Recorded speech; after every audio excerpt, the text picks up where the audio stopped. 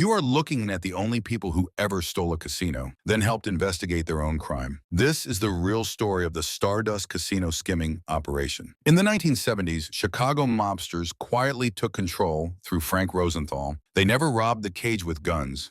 They robbed with math and keys. Inside, men installed a hidden counting station, siphoning unrecorded cash. Every night, trusted employees removed stacks before they were logged. The money flew out in suitcases to Chicago, Kansas City, Milwaukee. So how did agents catch them? The FBI planted microphones, bugged phones, and tailed couriers. One courier flipped, describing the exact route from pit to count room. Bank records showed tiny Midwestern banks suddenly flush with Vegas cash. A massive indictment followed. Kansas City bosses, Stardust executives, bookies. Some pled out, some got long sentences, several were murdered. The Stardust was demolished. The scheme became legend. A casino, bled dry from the inside by the people trusted to run. 10 layers of security, infrared sensors, Doppler radar, magnetic fields. They called it the impenetrable vault. But in 2003, a crew of Italian thieves cracked it with hairspray and tape. Their leader, Leonardo Notarbartolo, did not carry a crowbar. He carried a pen. For 2 years, he walked in like a rich diamond merchant, shaking hands, smiling at guards, silently filming everything. He learned every camera angle, every guard rotation, every blind spot. Then came the night. They slipped in like ghosts, blinded heat sensors with hairspray, defeated magnetic fields with strips of tape, picked up the unpickable lock. When the vault door finally opened, it was a mountain of diamonds and gold. They emptied 123 safe deposit boxes, walked out the front door. The perfect heist, until police found a half-eaten salami sandwich. DNA on the bread brought the crew to their knees. The thieves went to prison,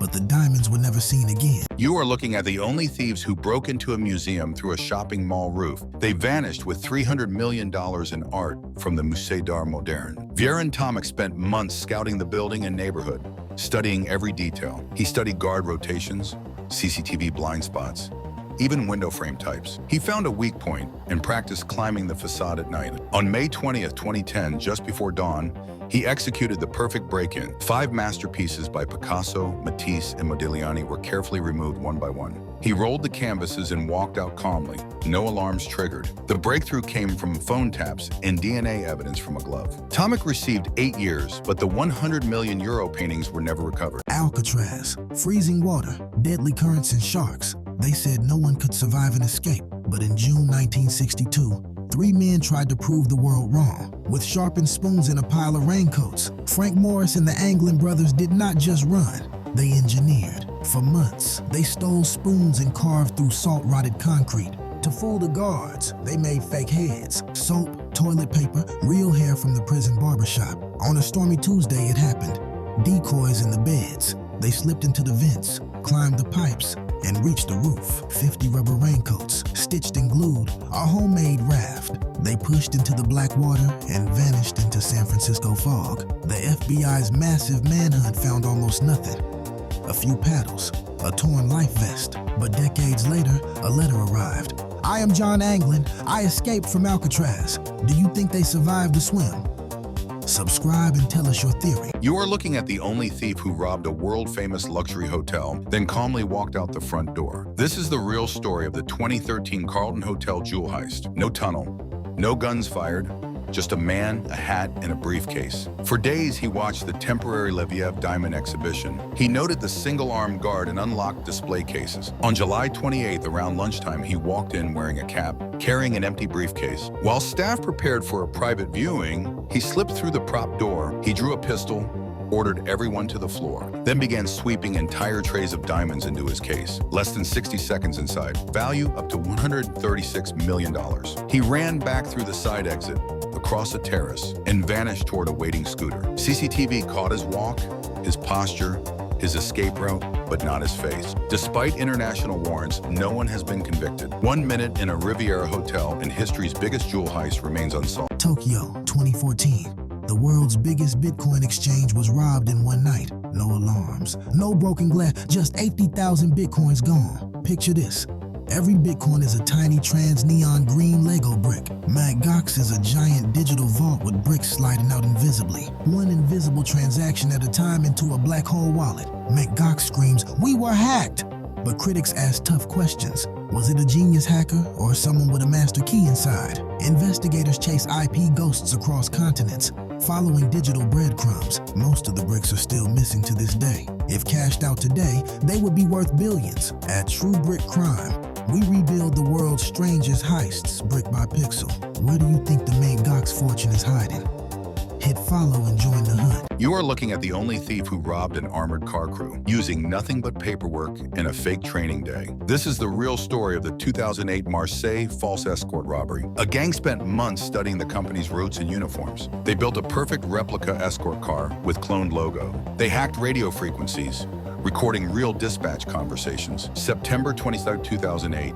The fake escort slipped behind the armored truck. Over the radio came a convincing fake dispatcher voice. New protocol. Follow escort vehicle to secondary depot for training. They turned into an industrial dead zone, cameras far away. Armed men in perfect uniforms with matching badges stepped out. The real guards hesitated, believing it was an internal drill. The fake crew produced stolen paperwork with exact cash amounts. By the time guards realized the hijack, they were zip-tied. They drove to a warehouse rented months earlier under fake name, using thermal cutters and drills to open sealed cash cassettes. More than 2 million euros vanished in hours. Police caught them through cell tower logs and burned phones. A Prosegur employee had provided schedules and radio protocols. Surveillance footage revealed the logo was slightly misaligned and outdated. Police found the warehouse with cash straps and evidence. Sentences range from 5 to 15 years in prison. A heist built on documents, uniforms, and one corrupt employee. You are looking at the only thieves who stole $500 million in King and got caught by a shoe print. This is the real story of the Banco Central burglary in Fortaleza, Brazil,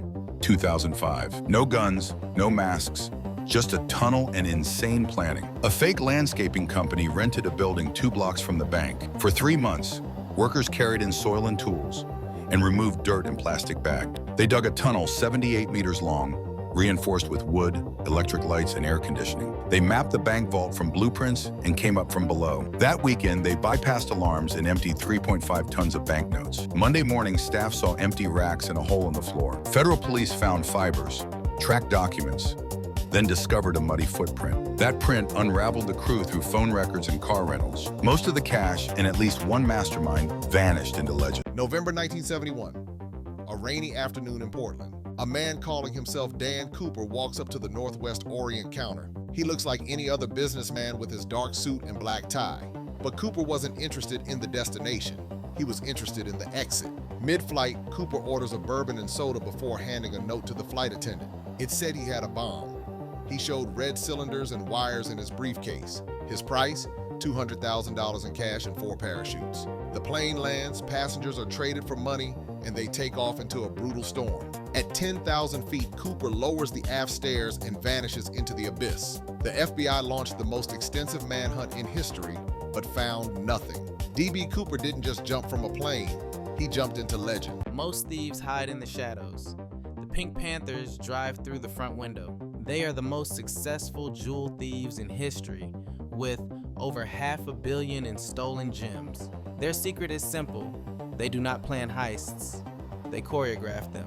In London, they stole a $600,000 diamond ring. Then they hid it in a jar of face cream, straight out of the Pink Panther movies. That stunt gave them their name. In Saint-Tropez, they robbed a jeweler, then sprinted to the harbor, jumped into a high-speed boat, wearing matching Hawaiian shirts. Their masterpiece was in Dubai. 2 black Audi A8s smashed through a luxury mall. In under 60 seconds, the Panthers cleared the cases. By the time the dust settled, they were gone. These are not movie villains. They are former elite Balkan soldiers, trained to vanish. Interpol built a special task force to catch them.